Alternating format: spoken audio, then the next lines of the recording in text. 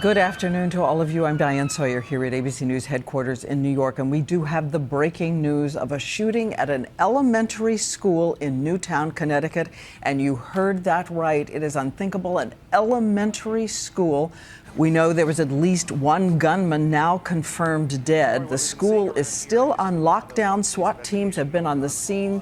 We have seen the images of the terrified children being whisked out of the school. It was the shooting at Sandy Hook Elementary School on December 14th, 2012. That was the catalyst. A couple days after that shooting, I was having dinner with three very good friends, three women, and our conversation turned naturally to the shooting and our shock and our fear. And then we also realized that each of us was at that time the grandmother of a 6-year-old, and it could have been our grandchildren. And it wasn't, but it was somebody's grandchild. And there was a feeling of who could possibly remain silent at a time like that.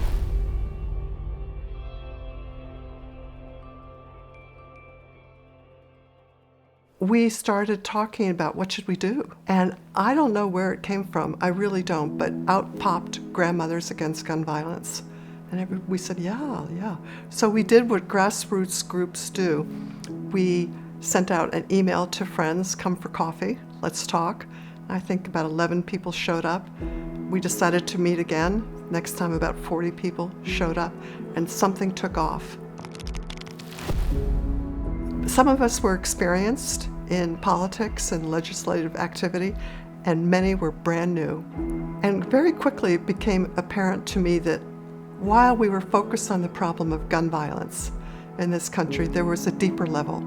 And that is older women in America discovering or rediscovering their impact, their voice. We developed relationships with members of the legislature, going to town meetings, being responsive, and we formed a companion organization that raises money to fund research. The gun violence issue is ramping up, and there is such a great need. You need researchers, you need community, you need leadership. We need all to be on the same page. We need to be working together for this. And then our third primary strategy was to provide education.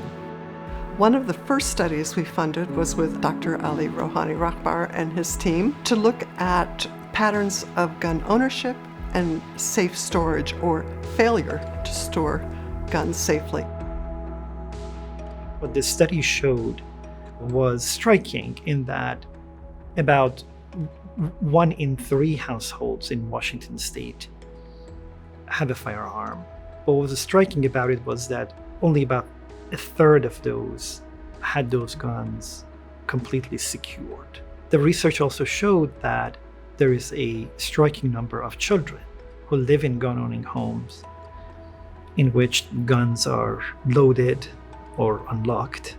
And we know from prior research that that is a big risk factor for accidental shootings of children and also suicide, especially by teens.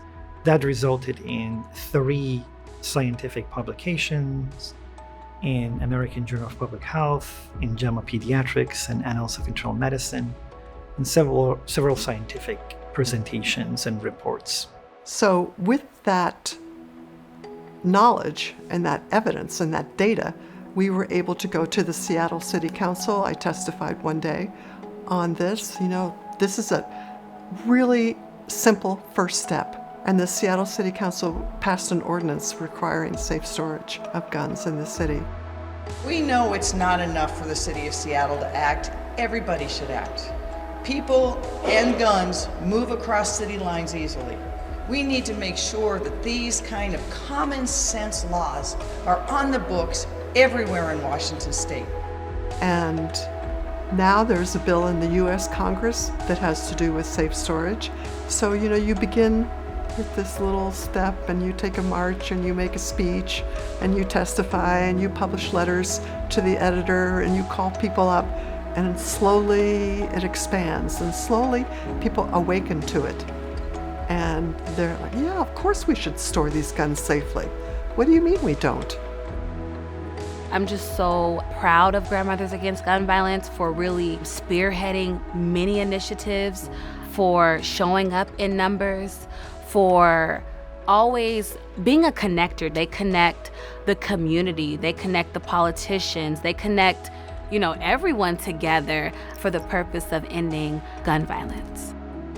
The type of work that Grandmothers Against Gun Violence funding supported us really was pivotal and foundational in terms of helping us taking the next step. But the research on this needs to continue. We are rare. We are unique in this nation to have a grassroots group cross over from the traditional lobbying efforts into an academic world and a policy development world like this, funding research. And I hope people feel really proud of being a part of that and understand what a unique contribution and what a profoundly meaningful contribution it is. And we have made a lot of progress as a movement, but there is still so much work to do. But when you're called, you're called.